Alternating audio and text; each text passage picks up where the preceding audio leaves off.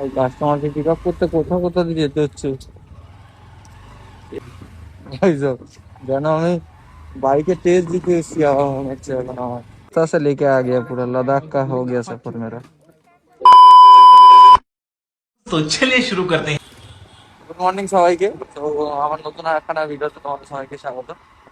আর যারা যারা নতুন আজকে আমার চ্যানেলটা ভিজিট করছো, প্লিজ তারা ফলো করে দিও। আর ইউটিউবে যদি ইউটিউব থেকে ভিডিওটা দেখো তাহলে সাবস্ক্রাইব করে দিও। আমি এখন একখানা ভাড়া পেয়েছি, যেটা আছে হচ্ছে কেষ্টপুর থালদার থেকে একটু ভেতরে, 1.5 কিলোমিটার পিক আপ আছে। এখন আমি যাচ্ছি কাস্টমারকে পিক আপ করতে।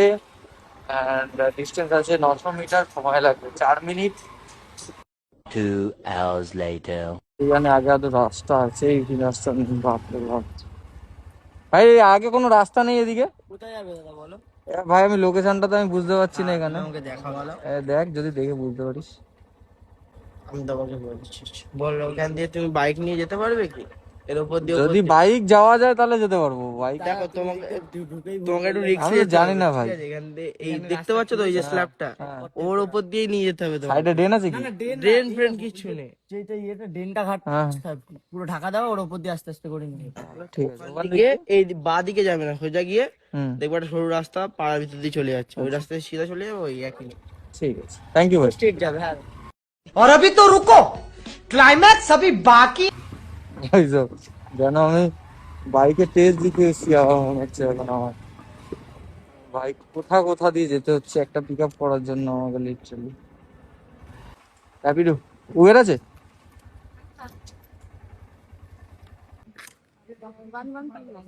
डबल 139 क्या रास्ता से लेके आ गया, पूरा लद्दाख का हो गया सफर मेरा।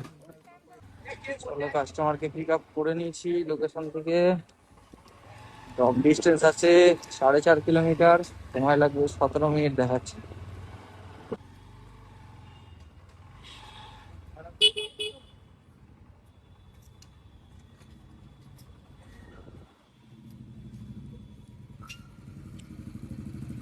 চলো কাস্টমারকে নামিয়ে দিচ্ছি, দেখি আর ফেয়ার কত হয়েছে।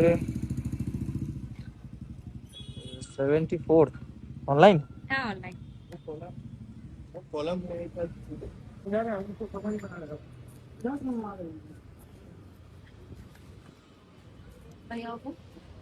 ঠিক আছে done।